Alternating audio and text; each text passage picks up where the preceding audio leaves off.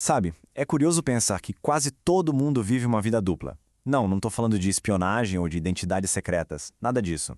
Falo daqueles dois mundos que a gente habita todos os dias. O mundo visível, da nossa rotina, do trabalho, e aquele mundo invisível, o dos nossos sentimentos, dos nossos sonhos. E hoje, com base no incrível trabalho da psicóloga June Singer, a gente vai mergulhar fundo nisso. Vamos ver como encontrar um equilíbrio entre esses dois mundos pode ser a chave para uma vida, bem, mais autêntica. Olha só que história impressionante da própria John Singer. Quando criança, ela era um tigre, pelo menos para ela. Ela agia por puro instinto, sabe? Se escondia debaixo da mesa. Para a mãe dela, claro, aquilo era um comportamento estranho, mas para Singer era a pura expressão de um eu interior, um eu selvagem, invisível. Isso já nos joga direto no centro da questão. Será que todo mundo tem um tigre interior? Um eu escondido que vive junto com a nossa persona do dia a dia? Bom, para a gente poder entender esse eu interior, primeiro a gente precisa olhar bem para o palco da nossa vida cotidiana. Então, vamos lá para a nossa seção 1, o mundo que vemos. A June Singer usa uma metáfora que eu acho fantástica. Estamos sempre a cavaleiro de dois mundos. Pensa um pouco nisso. De um lado está a realidade externa, concreta, sabe? As rotinas, os trabalhos, as obrigações. E do outro tem um mundo interno, invisível, que é feito de sentimentos, de intuições, de sonhos. A gente está o tempo todo navegando entre esses dois reinos. E esse mundo visível, bom, é onde o nosso ego manda. É o domínio da lógica, das regras da sociedade que a gente aprende para ser aceito, para conviver. É aquele mundo funcional, sabe? O que a gente precisa para ter uma vida normal. Um mundo que valoriza tudo que pode ser provado, medido, explicado de forma racional. E é aqui que a Singer descreve duas forças principais que atuam nesse mundo visível. De um lado, a gente tem o logos, que é o princípio do intelecto, da razão, da busca pela verdade objetiva. Do outro, a gente tem o eros, que é o princípio da conexão, dos relacionamentos, da busca por significado através dos laços que a gente cria. E muitas vezes a gente sente uma tensão enorme entre essas duas formas de ser, né? Mas, e quando essa vida lógica, toda estruturadinha, simplesmente não é o bastante?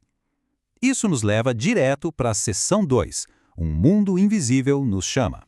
Essa é a pergunta de $1 milhão, né? O que acontece quando, mesmo com todas as conquistas no mundo lá fora, aparece aquele sentimento persistente de que algo fundamental está faltando?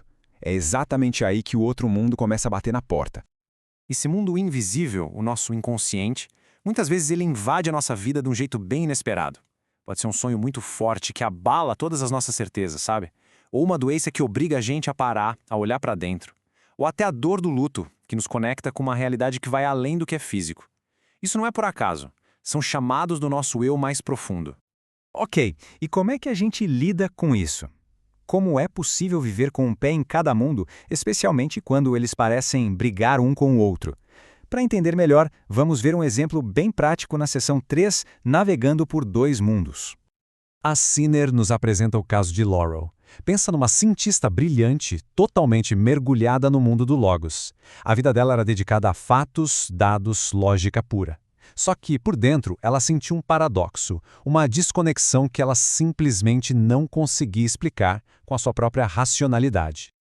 As palavras da própria Laurel mostram esse conflito de um jeito perfeito. O mundo interior dela, o da reflexão, e o mundo exterior, o da comunicação com os outros, pareciam coisas que não se misturavam. Para ela, não fazia sentido. E esse é o grande dilema de tentar viver em um só mundo, ignorando completamente o outro. E aí, o inconsciente da Laurel mandou uma mensagem poderosíssima para ela. Ela sonhou que foi parar uma cultura super estranha, onde a mente intelectual dela não servia para nada. E nesse lugar, eles criavam pequenas criaturas andrógenas com traços masculinos e femininos ao mesmo tempo. O sonho mostra de um jeito brilhante o que a psique dela estava buscando. Não era a vitória do intelecto sobre a emoção, mas sim a integração dos dois, a totalidade.